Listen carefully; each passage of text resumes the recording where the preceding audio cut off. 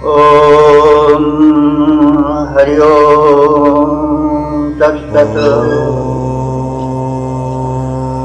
वेद प्रेमियों, सुधी श्रोताओं, संप्रति हम ऋग्वेद के प्रथम मंडल के 22वें सूक्त के 5वें मंत्र की व्याख्या प्रस्तुत करेंगे। इस मंत्र में जो प्रयुक्त छंद है वह गायत्री है। दृष्टा ऋषि है मेधातिथि काल और देवता है सविता। शीर्षक है गंतव्य को निर्दिष्ट करने वाला देव सविता। प्रथम हम सविता का स्वरूप जान लें। सविता सूर्य का ही एक रूप है और शतपथ ब्राह्मण में इसे देवों का उत्पादक कहा गया है। सविता वही देवानाम प्रसविता। इन्हें सविता देवता को शंकराचार्य ने सूर्य का वह रूप बताया है जो अंधकार के समाप्त हो जाने पर छुलफुली बेला में प्राची के गवाक्ष से झरोखे से झांकने वाला आकर्षक रविबिंब होता है। उस समय आकाश की कालिमा छट गई होती है, लालिमा बिखर गई होती है और एक चैतन्य का प्रसार होता रहता है। सुनहरी किरणें प्राची के गवाक्ष से झांकना प्रारंभ कर देती हैं और वह मधुर वेला, जागरण की वेला जो है वो सविता का काल है। यह काल प्रेरक है, कर्मों में संलग्न करने वाला है, नवोत्साह भरने वाला है। इसलिए इस समय के सूर्य का विशेष महत्व है और ऋग्वेद के 11 सूक्तों में सविता देव प्रार्थित हैं। सविता देव ही गायत्री मंत्र के जो बड़ा प्रसिद्ध मंत्र है, इसको सविता भी कहा जाता, सावित्री। तो गायत्री मंत्र ओम भूर्भुवः स्वः तत्सवितुर्वरेण्यं भर्गो देवस्य धीमहि धियो यो नः प्रचोदयात्। तो ये भी सविता देव को समर्पित है। तो सविता देव जगदुत्पादक हैं, प्रेरक हैं और विश्व में जागर ज्ञान और कर्म का प्रसार करने वाले। तो ऐसे सविता देव की प्रार्थना इस मंत्र में की गई। अब हम मंत्र का अवलोकन कर लें। हिरण्यपाणिमूतये सवितारमुपहे, हिरण्यपाणिमूतये सवितारमुपहवे सचेता देवता पदम। शब्दार्थ जाने।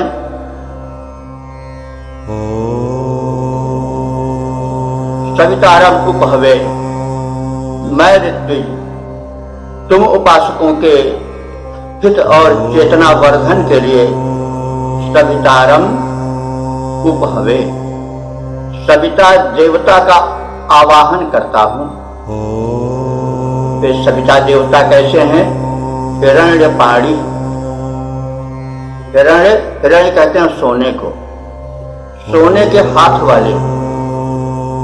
उनके हाथों में स्वर्ण यानी संपत्ति रहती है, वे लुटाते हैं, समर्थ हैं, दाता हैं, अथवा उनके कर माने हाथ किरणें जो हैं वो सुनहली है, सोने की बनी हुई जैसी प्रतीत होती है।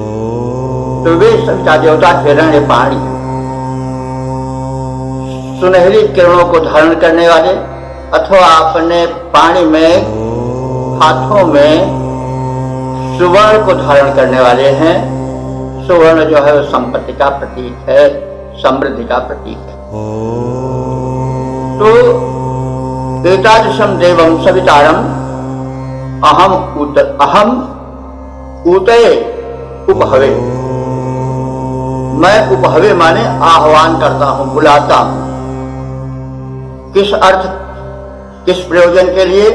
ऊतये, ऊत माने रक्षा होता है, और ऊत का चतुर्थी एक वचन है ऊतये, प्रयोजनार्थ चतुर्थी भक्त का प्रयोग होता है। तो मैं ऋत्विज तुम सब यजमानों के कल्याण के लिए हिरण्यपाणी सविता का आह्वान करता हूं, वे तुम्हारा कल्याण करें। तो सविता देवता कैसे हैं? सदेवता चेता, वह देवता जो है वो चेतना फैलाने वाला है, चेताने वाला है, ज्ञान प्रदाता है, चैतन्य प्रदाता है, निर्देष्टा है, बताने वाला है, सुझाने वाला है। क्या? पदम, वह पद, वह गंतव्य, यहां हमें पहुंचना है, वह लक्ष्य जिसे हमें जीवन में प्राप्त करना है, उस लक्ष्य को निर्दिष्ट करने वाला है यह सविता देवता। हम प्राय संसार में भटकते रहते हैं, क्या करें क्या न करें इसमें परेशान रहते हैं और उलझन में जीवन बिताते हैं। जब हमें कोई बताने वाला होता है कि तुम्हारा गंतव्य, वह पद जहां तुम्हें पहुंचना है वह अमुक है, इस दिशा में है अथवा यह है, तो फिर हम उस समय उस स्थान तक पहुंचने के योग्य हो जाते हैं। इसलिए उस शक्ति का जो हमें हमारा गंतव्य बताए, वहां तक पहुंचने में सहायता करे, वो कितना महत्वपूर्ण है। तो सविता देवता जो है वह चेता है, चेताने वाले हैं, बताने वाले हैं। वह कल्याणप्रद स्थान जो हमारा गंतव्य है, जो हमारा लक्ष्य है, यहाँ हमें पहुंचना है। तो वे बड़े समर्थ हैं, उनके हाथों में सोना बरसता रहता है हाथों द्वारा, अथवा उनके हाथ स्वर्ण के ही बने हुए हैं। हाथ से, ये तो अलंकारिक भाषा में कहा गया है, सूर्य की किरणें जो हैं प्रातःकालीन समझ पड़ता है जैसे सोना बरस रहा हो, और वे सुनहली रहती ही हैं। हम लोग नित्य देखते हैं और देखना भी चाहिए। इसीलिए प्रभात बेला में उठने का विधान है। उस समय अपूर्ण चेतना क्षितिज पटल पर छाई रहती है, सृष्टि में स्वर्ण वर्षा होती है, समृद्धि का काल होता है वो। तो यह उद्बोधक देवता, यह प्रेरक देवता, यह जगदुत्पत्ति कारक देवता स्तुत्य है, और ऋषि उसी देवता की स्तुति करता है और स्तुति करने के लिए अपने यजमानों को, उपासकों को वह सुझाता है। तो इसका सामान्य अर्थ यह होगा कि मैं उपासक यजमान सविता देवता को बुलाता हूँ।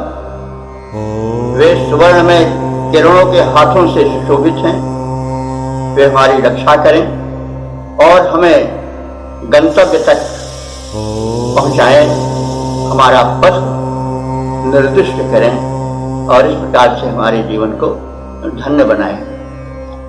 तो अब इसका हम छंदोबद्ध रूप देख लें। रक्षार्थ देवता सविता का, रक्षार्थ देवता सविता का करता मैं सादर आवाहन, करता मैं सादर आवाहन। वे कंचन कर से शोभित हैं, वे कंचन कर से शोभित हैं, करते उपासकों का हित हैं। मेरी रक्षा कर देंगे वे, मेरा गंतव्य बताएंगे। सतपथ के निर्देशक हैं वे, प्रेरक हैं, पंथ दिखाएंगे। मैं उन्हें बुलाता हूँ सादर, करता हूँ उनका अभिनंदन। मैं उन्हें बुलाता हूँ सादर, करता हूँ उनका अभिनंदन।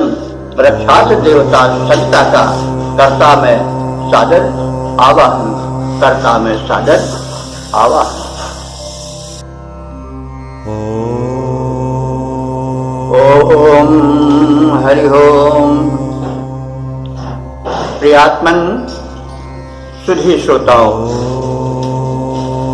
अब हम ऋग्वेद के प्रथम मंडल के 22वें सूक्त के 6ठे मंत्र की व्याख्या प्रस्तुत करेंगे। यह मंत्र गायत्री छंद में निबद्ध है। इसके दृष्टा ऋषि हैं मेधातिष्ठान और देवता सविता। सविता के विषय में पिछले मंत्र में बताया गया है। वे प्रेरक, जागरण प्रसारक, सुवर्ण तुल्य कांति वाले और सुवर्ण प्रदान करने वाले हैं। धन समृद्धि से युक्त करने वाले हैं, कर्मशील बनाने वाले हैं। तो इस रूप में हम उनका परिचय प्राप्त कर चुके हैं।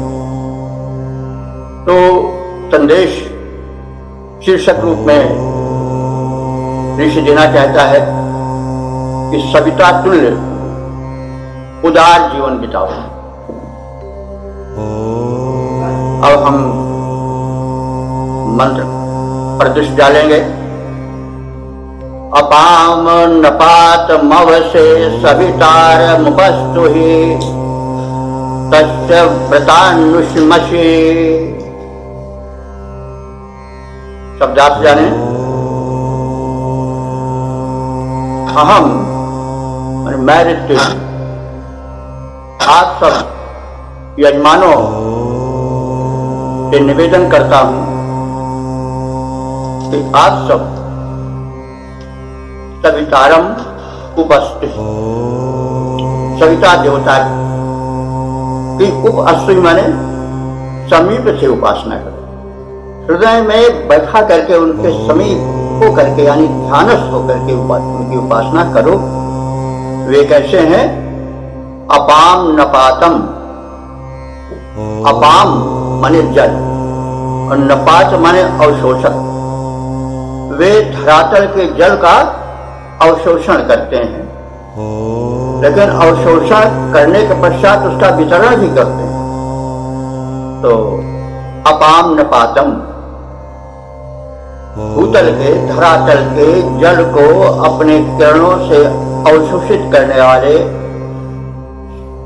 सविता देवता की जो सूर्य के रूप है, प्रारंभिक रूप है, उनकी हे यजमानों, हे उपासकों, अस्तु ही उपासना करो। किस लिए? अवसे। अवसे माने रक्षार्थ। अव माने रक्षा होता है, चतुर्थी होगा अवसे रक्षार्थ, क्योंकि रक्षा की परम आवश्यकता है। आपको धन समृद्धि मिल जाए, सब कुछ मिल जाए, लेकिन रक्षा न हो तो वही समृद्धि प्राण हारी भी हो जाती। इसलिए उपलब्धि के साथ ही साथ संरक्षण भी परम आवश्यक है। तो इसलिए जो उपदेशक है, जो ऋत्वी है, वह अपने यजमानों से, उपासकों से यह कहता है कि तुम उन सविता देव की उपासना करो, संरक्षण के लिए उपासना करो, योगक्षेम के लिए उपासना करो। वे कैसे हैं? अपाम नपात, भूतल के जल को अवशोषित करने वाले हैं, किरण करों से आकर्षित कर, वाष्पायित कर मेघ बना लेने वाले हैं। तो उपासना के पश्चात, ध्यानस्थ होने के पश्चात जीवन में उनके गुणों को उतारने की चेष्टा करो।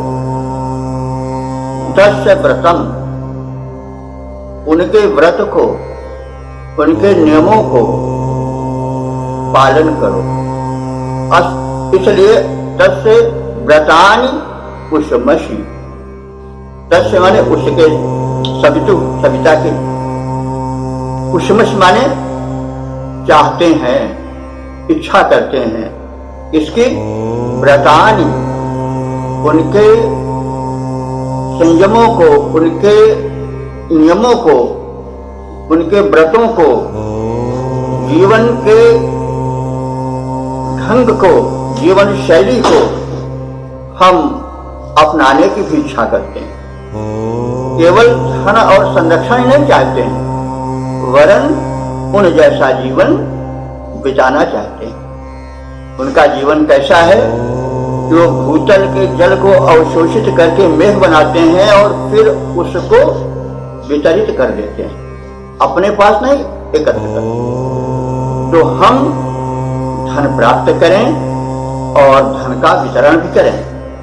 और वितरण की विशेषता क्या है कि जल जहां से नहीं लिया जाता वहां भी वितरण कर दिया जाता है।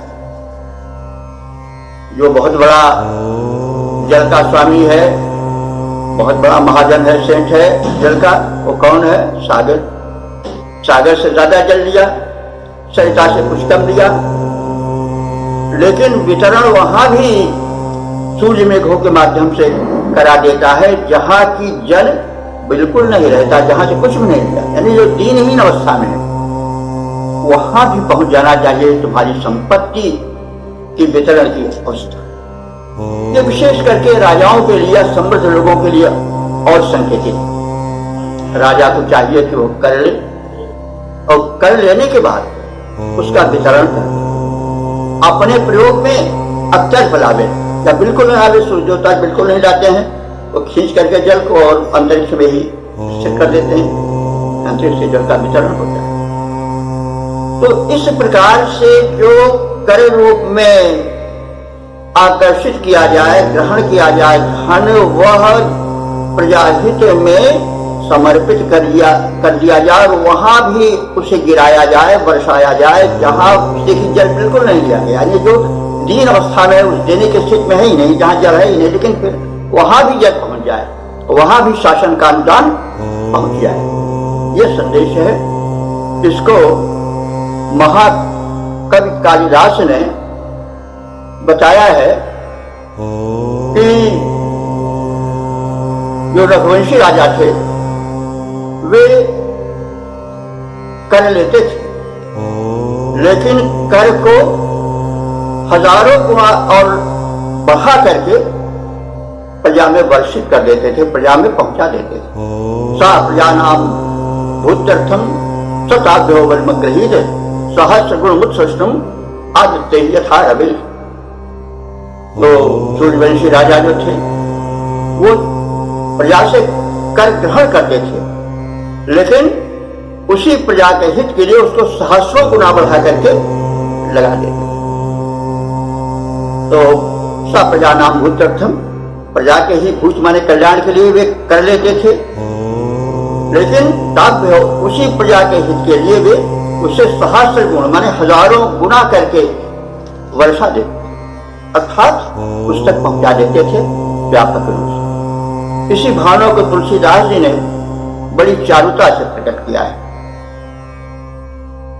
कर्षत हर्षत बरसत हर्षत लोग सब कर्षत लखई न कोई, और तुलसी प्रजा सुभागते भूप भानु सम होई। प्रजा का सौभाग्य उस समय खिल उठता है जबकि राजा भानु की तरह, सूर्य की तरह होता है। तो बरसत हर्षत लोग सब, सूर्य जो जल लेता है, बादल बनाता है, वो बरसाता है, तो सभी लोग हर्षत माने सब छोटे बड़े प्रफुल्ल हो जाते हैं। लेकिन कर्षत लखई न कोई, वो जल कैसे खींच रहा है इतनी सरलता से खींच लेता है, जलाकर्षित कर लेता है कि कोई उसको देख नहीं पाता है। अमूमन लोग लेते हैं तो आदमी छटपटाता है, परेशान होता है, लेकिन वो इतने सरल ढंग से कर ग्रहण करते हैं सौभाग्य प्रदायक नृपतिगण कि उस जल को आकर्षण करते समय, खींचते समय कोई जानता भी नहीं जल खींचा जा रहा है, कर लिया जा रहा है, उसको हम इस रूप में कह सकते हैं। बड़ी सरलता से ग्रहण करते हैं, जो कष्ट कर पीड़ित नहीं होता है। तो बरसत हर्षत लोग सब करसत लखई न कोई, तो तुलसी प्रजा सुभागते भूप भानु सम होई। वो प्रजा बड़ी सौभाग्यशाली होती है जहां की राजा भानु की भांति, सूर्य की भांति होता है। तो यह एक उदाहरण हमारे ऋषियों ने बहुत पहले प्रस्तुत कर दिया कि किस प्रकार का राजा हो, वो कर ले, लेकिन कर जो है वो प्रजा को कष्ट पहुंचाने वाला ना हो, इसको कलेजा काट के देना पड़े। लेकिन उस कर को लेकर के वो अपने प्रयोग में अत्यल्प लावे या बिल्कुल न लावे, और वो वर्षा दे, यानी पर्याप्त रूप में पहुंचा दे। कहां? जन जन तक। वे लोग जो कि कर देने योग्य नहीं थे उन तक भी पहुंच जाए। तो यह आदर्श हमारे ऋषियों ने बहुत पहले रख दिया राजा के लिए कि वे किस प्रकार से करग्राही बने, कैसा जीवन बितावें। और सामान्य के लिए भी यह संदेश है कि आपको समृद्धि मिली है तो आप जिस स्थान पर है वहां ऐसी व्यवस्था रखें कि लोगों को कष्ट न हो, लेकिन आप उस सुख समृद्धि को लुटावें और सूर्यवत सवितावत आचरण करें। तो सविता को यद्यपि प्रातःकालीन सूर्य का उदयकालीन रूप होता है या उसके पहले का भी प्रारूप हो सकता है, लेकिन सविता को सूर्य भी जहां तहां माना गया है। और जो है वो निरुक्त में एवं वैदिक कोश में सविता को सूर्य का वाचक बताया गया है। वैसे जैसे हमने कहा ये सब नाम सूर्य के हैं, सूर्य के ही ये सब है विशेषण, एक रूप है सविता। तो हम उसे, क्योंकि जल जो है वो सूर्य जब उदय के समीप होता है तो कर्षण का कोई प्रश्न ही नहीं पड़ता है, तो इस स्थान पर हम सविता के उस प्रवृद्ध रूप सूर्य रूप का भी दर्शन कर सकते हैं। तो सविता के अंतर्गत वो रूप भी छिपा हुआ है। तो इस प्रकार से हम मंत्र को एक दृष्टि से फिर देख लें, उसके भावार्थ को। सविता देवता की स्तुति करो, हे यजमानो, हे उपासको, वे सहस्रों गुना करके धरती के अवशोषित जल को प्रजाहित में वर्षा देने वाले हैं। हम उनसे उनके संबंधित व्रतों को, उनके आचरण को अनुपालन यानी व्यवहार में लावें, और यही हमारी इच्छा है। इसका हम छंदोबद्ध रूप इस प्रकार से देखें। सविता देवता महान, सविता देवता महान बड़े, उनकी स्तुति करते रहिए, वे सिद्धि दिलाने वाले हैं, वे सिद्धि दिलाने वाले हैं। वे भूखे जल अवशोषक हैं, वे भूखे जल अवशोषक हैं, फिर भी वे सबके पोषक हैं, फिर भी वे सबके पोषक हैं। अवशोषित जल सैकड़ों गुना करके बरसाने वाले हैं, अवशोषित जल सैकड़ों गुना करके बरसाने वाले हैं, वे सिद्धि दिलाने वाले हैं।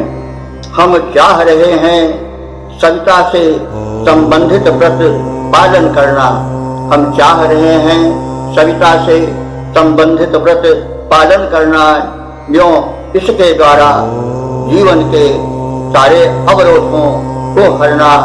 हम अब सविता उपासना में निज जन्म बिताने वाले हैं, हम अब सविता उपासना में निज जन्म बिताने वाले हैं।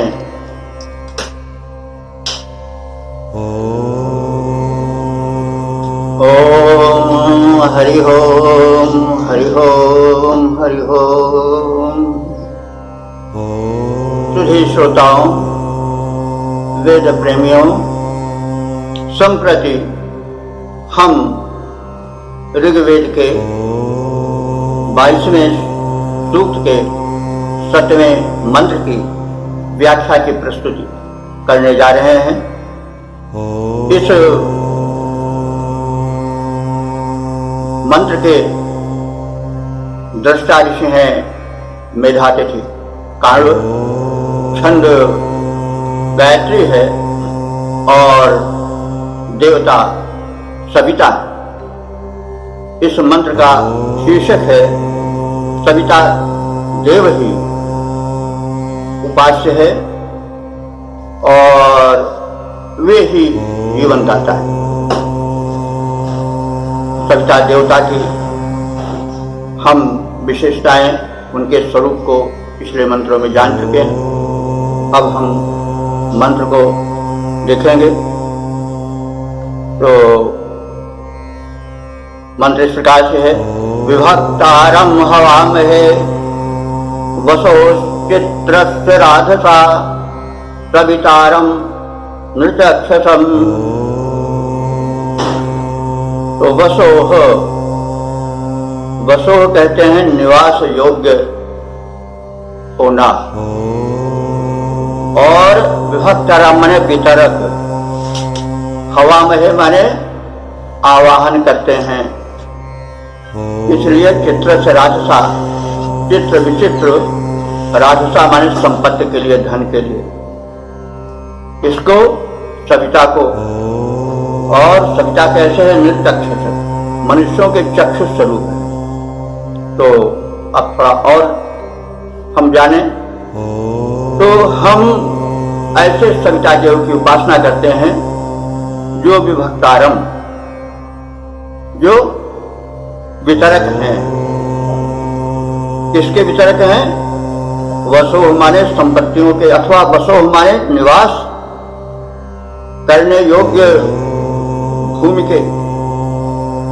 और उनकी क्या विशेषता है कि वे चित्र विचित्र माने भांति भांति के मूल्यवान रत्न, धन, स्वर्ण, रजत या रत्न स्वरूप अन्य वस्तुओं को प्रदान करने वाले हैं। राजसा, राज शब्द पहले बता चुका है, धन संपत्ति के अर्थ में प्रयुक्त होता है।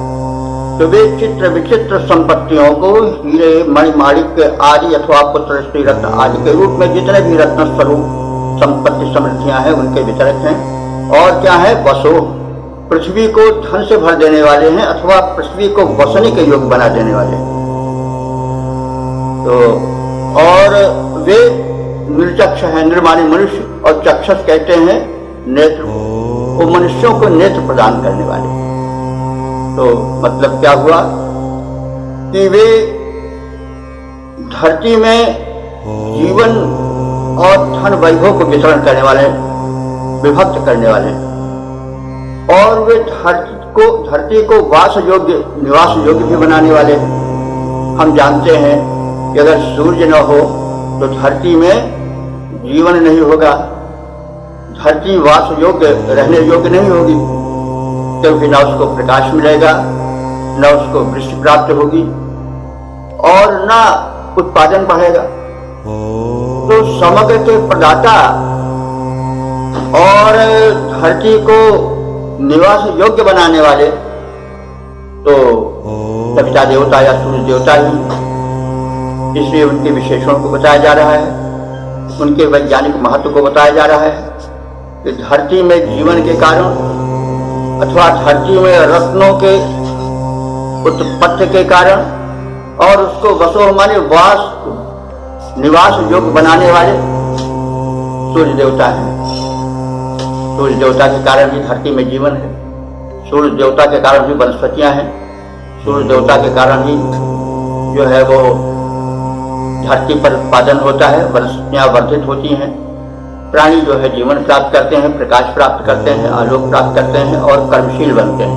इसलिए सूर्य देव के अनंत उपकार हैं। कुछ मुख्य उपकारों को बताते हुए जो है ऋषि कह रहा है कि वे जो है वो विभक्ता है, वितरण करने वाले हैं धन दौलत समृद्धियों को, राजस समृद्धियों को, रत्नों को, और यही नहीं विचित्र विचित्र भांति भांति के मूल्यवान रत्नों को के वितरक हैं। और वे क्या है, धरती को वसो माने वास योग्य, निवास योग्य बनाने वाले हैं, ऐसा भी कहा गया है। और वे जो है निर्चक्ष है, नृ माने मनुष्यों के चक्षुष माने नेत्र हैं। कहा जाता है कि हम देखते ही अगर सूर्य न हो तो प्रकाश नहीं रहेगा। और अग्नि भी सूर्य के ही रूप है, विद्युत भी सूर्य के रूप है, पहले कई बार कहा जा चुका है। वो सूर्य के भिन्न भिन्न रूप है। तो कहने का मतलब प्रकाश भी है तो सूर्य के कारण है। तो सूर्य मनुष्यों के नेत्रों के प्रकाश हैं। और यह तो हम सब जानते हैं, विज्ञान से जो तथ्य है कि जो शरीर में एक प्रकाश का अंश आता है, नेत्र रूप में संचित होता है, वो सूर्य का या अग्नि का ही अंश होता है। और जब अग्नि रूप में या सूर्य रूप में जो अग्नि व्याप्त है वो जब क्षीण होने लगती है तो दृश्य का लोप होने लगता है। तो इस मांस पिंड में एक मांस की गोली में देखने की शक्ति कहां से आ गई, तो वो सूर्य का या अग्नि का ही अंश उसमें समा गया है। जब वो सूर्य या अग्नि का अंश क्षीण होने लगता है तो क्या हुआ, अंधत्व आने लगता है।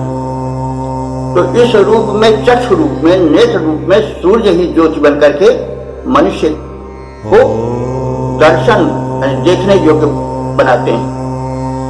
और यह भी है कि सब कुछ रहे लेकिन अगर प्रकाश न रहे तो नेत्रों के रहते हुए भी हम नहीं देख पाएंगे। इसलिए वे दर्शन शक्ति यानी दृश्य शक्ति के रूप में हमारे नेत्रों में समा करके दृश्य शक्ति को स्थिर कर रहे हैं। और साथ ही साथ अंधकार के क्षणों में वे ही प्रकाश बन करके हमें आलोक भी प्रकाश में वितरित करते हैं। तो इस तरह से उनके अनंत उपकार हैं हमारे ऊपर। उन्हीं को स्मरण कराता हुआ ऋषि कह रहा है कि वे विभक्तारम हैं, वितरण करने वाले हैं, प्रदान करने वाले हैं। उनके प्रदाता की, देवों के प्रदाता रूप की सर्वत्र ऋषि जो है वो उसको अपने वर्णन का विषय बताता है। और इस प्रकार से वो संदेश देना चाहता है कि अपने जीवन को प्रकाशमान बनाओ और वितरक बनाओ। तो वे क्या है, विभक्तारम वितरक हैं, प्रदान करने वाले हैं। किसके, वसोह के, रत्नों के अथवा निवास योग्य स्थान के या धरती को निवास योग्य बनाने वाले हैं। और चित्र से माने चित्र विचित्र भांति भांति के मूल्यवान राजस माने रत्नों के भी वो वितरक हैं, बनाने वाले हैं और वितरण करने वाले हैं। और क्या है, वो निर्चक्षुषम मनुष्य के नेत्र हैं, नेत्र की ज्योति हैं। फिर नेत्र ज्योति बनकर के रह रहे हैं और अंधकार के क्षणों में प्रकाश बनकर के नेत्र ज्योति बन जाते हैं, पथ प्रदर्शन करते हैं, दर्शन योग्य बनाते हैं और मनुष्य को कुशल दर्शक बनाते हैं, दृष्टा बनाते हैं। तो इस प्रकार से हम इसे के शब्दार्थ के सामान्य ज्ञान के पश्चात अब इसका एक दृश्य में अर्थ देख लें। हम प्रकाशक सूर्य देव का आवाहन करते हैं। उन्हीं के कारण पृथ्वी निवास के योग्य बन सकी है। वे मनुष्यों के नेत्रवत हैं। पृथ्वी पर वे ही चित्र विचित्र के रत्नों के प्रसारक हैं, प्रदायक हैं, संपत्तियों के वितरक हैं, विभक्त करने वाले हैं और वे ही उत्पादन के हेतु हैं। हम उनको नमन करते हैं। तो इस प्रकार से यह जो है वह सामान्य अर्थ सहित व्याख्या हो गई। और अब उसके यानी इस मंत्र के हम छंदोबद्ध रूप को देख लें। सूर्य देव का आवाहन हम करते हैं, धरती को अनुदान उन्हीं से मिलता है। हम सूर्य देव का आवाहन करते हैं, धरती को अनुदान उन्हीं से मिलता है। धरती पर जीवन उनके ही कारण है, धरती उनसे ही निवास के योग्य बनी। बहुविध उत्पादन उनके ही कारण है जिससे यह अपनी है सबके उपभोग्य बनी बहुविध रत्नों के वितरक वे। उनका प्रकाश नर नयनों में ज्योतिष उसे बना कर खिला रहा। हम सूर्य देव की उपासना में रत हैं, हमको उनसे सब कुछ मिलता है। तो इस प्रकार से हम इसका एक छंदोबद्ध सामान्य रूप भी देख लिए।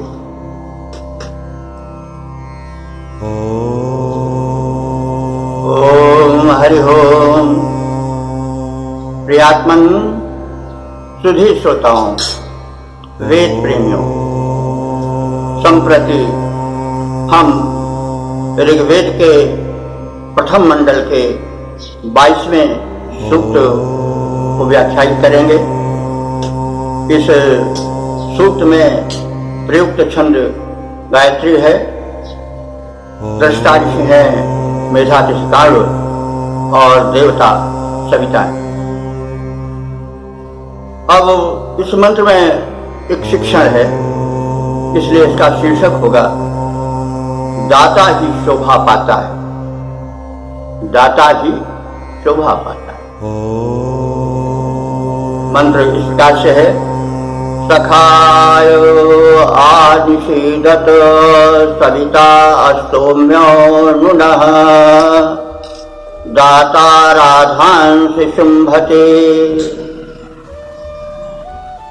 सखाय, सखाया यह संबोधन है। सखा, हे सखाया, हे उपासक मित्रों, तुम क्या करो? आनिशीदत, आकर के निशीदत माने भली भांति से बैठ जाओ, एकत्र हो जाओ। किस प्रयोजन के लिए? सविता देव की उपासना के लिए। क्यों?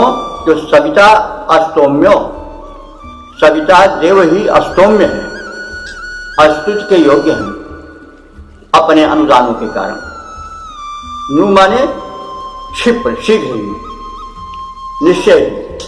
न माने हमारे लिए अथवा हमको। तो न शब्द जो है वो अस्मद का द्वितीया में भी होता है, चतुर्थी में भी होता है, षष्ठी में भी होता है।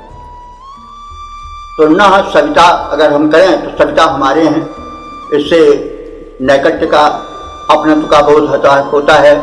तो न सविता हमारे सविता देव,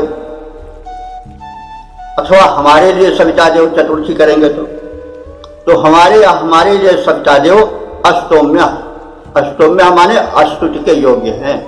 यानी हम स्तुति उनकी करें, वे स्तुति के योग्य हैं अपने अगणित अनुदानों के कारण। तो हे सखाया, हे मित्रों, उपासकों, आनिशीदत, भली भांति चारों ओर से आकर बैठ जाओ। इसलिए सविता देव की स्तुति के लिए, क्योंकि वे अस्तोम्य हैं, अस्तुत्य हैं। न माने हमारे लिए, हम सबके। वे दाता हैं, देने वाले हैं। तो किसके देने वाले हैं? राधसा, राधसांसी, राधांसी। तो राध माने बताया गया है संपत्ति होता है, समृद्धि होता है। क्योंकि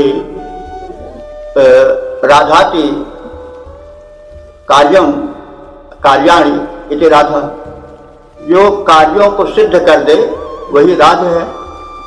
तो धन से किसी प्रकार का धन हो, कार्यों को सिद्ध करने वाला होता है, तो राध धन को कहा जाता है। राधांश उसका बहुवचन है।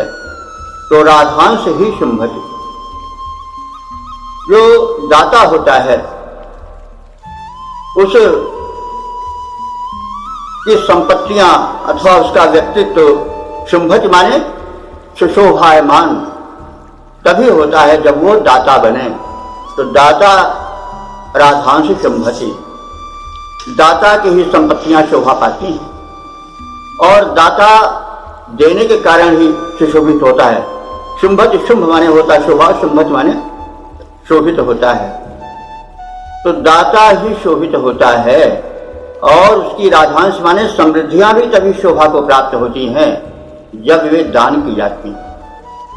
कंजूस की संपत्ति तो कभी शोभा नहीं पाती, वो देता ही नहीं, शोभा क्या पाएगा, और वो जो है वो समाज में कुत्सित रूप से या धृत रूप से देखा जाता है। तो इसलिए संपत्ति की शोभा क्या है? दान। तो सब मिला करके अर्थ इस प्रकार से हुआ कि हे मित्रों, तुम आ जाओ और चारों ओर बैठ जाओ। सविता हमारे अस्तोम में है। अस्तुत उपास्य देवता हैं, वे दाता हैं, और दान के कारण ही वे सुशोभित होते हैं, और व्यक्ति भी दान से ही सुशोभित हो पाता है। एक बात सामान्य रखकर देख लें ससुर निगाह से। हे मित्रों, आकर बैठ जाओ। सूर्य देवता हमारे उपास्य हैं, धन प्रदायक हैं, वे प्रकाशित हो रहे हैं क्योंकि वे भूतल को अनुदान प्रदान कर रहे हैं। तो देखो, एक यह वेद के इस वाक्य को पूरे भारतीय संस्कृति में फैला हुआ पाया जाता है। दान की बड़ी महिमा है हमारे यहाँ, और वो वेद का ही संदेश है, क्योंकि वैदिक ऋषि धन भी एकत्र करना चाहता है, लेकिन धन को एकत्र करने के लिए नहीं, बल्कि उसको शुभ कार्यों में वितरित करने के लिए एकत्र करने की सलाह देता है। तो एक नीतिकार ने इसी बात को इस प्रकार से कहा है कि जैसे इसमें कहा गया है, दाता ही शुंभति, जो देता है वही शोभा पाता है। तो इसी बात को कहा गया है इस प्रकार से नीतिकार द्वारा कि श्रोत्रम श्रुतेनैव न तु कुंडलेन, श्रोत्रम श्रुतेनैव न तु कुंडलेन, दानेन पाणिर न तु कंकणेन, विभाति काया करुणापराणाम, परोपकारेण न तु चंदनेन। अर्थात श्रोत जो कान है वो कुंडल पहनने से नहीं शोभा पाता है, बल्कि श्रुतेन वेद वाक्यों के सुनने से, श्रुतियों के सुनने से और शुभ बातों के उपदेशादि के सुनने से उसकी शोभा बढ़ती है। तो श्रोतम श्रुतेनैव न तु कुंडलेन, और दानेन पाणिर न तु कंकणेन। हाथ की शोभा कंगन पहनने से नहीं होती, बल्कि दानेन प्रदान करने से होती है। तो दानेन पाणिर न तु कंकणेन, विभाति काया करुणापराणाम, परोपकारेण न तु चंदनेन। शरीर की शोभा चंदनेन, चंदन के लेप से नहीं होती है, बल्कि कैसे होती है? करुणापरायण होने से और परोपकार होने से। तो विभाति काया करुणापराणाम, परोपकारेण न तु चंदनेन। इस प्रकार से वेद द्वारा प्रदत्त संदेशों का हमारे संस्कृत साहित्य में, हमारी संस्कृति में, कल्चर में चारों ओर प्रसार किया गया है। तो वेद जो है वो प्रथम संदेशवाहक हैं और संदेश प्रद हैं। पूरे विश्व के लिए उनका संदेश है कि मनुष्य जो है वो कर्मठ बने, उद्योग में रत हो। इसीलिए कर्म के प्रेरक देवता सूर्य की सविता की प्रार्थना की गई है इसमें, और साथ ही साथ दान का भी उपदेश दिया गया है साथ ही साथ। और कहा गया है अभी अगर तुम शुंभ बनना चाहते हो, शुंभ का मतलब वो दैत्य नहीं, शुंभ माने शोभित होना। अगर तुम शोभित होना चाहते हो तो अपने धन को दान में लगाओ। तो यह संदेश है और संक्षिप्त व्याख्या है। अब इसके हम छंदोबद्ध रूप को भी देख लें। हमारे इष्ट हैं सविता, हमारे इष्ट हैं सविता, प्रकाशक देवता प्रेरक। हमारे इष्ट हैं सविता प्रकाशक देवता प्रेरक। ध्यान के हेतु हे मित्रों, ध्यान के हेतु हे मित्रों, बैठ जाओ यहाँ आकर। परम दानी विभो आरोग्य धन आयुष्य देते हैं, प्रकाशित हो रहे हैं निज करों के जाल फैलाकर।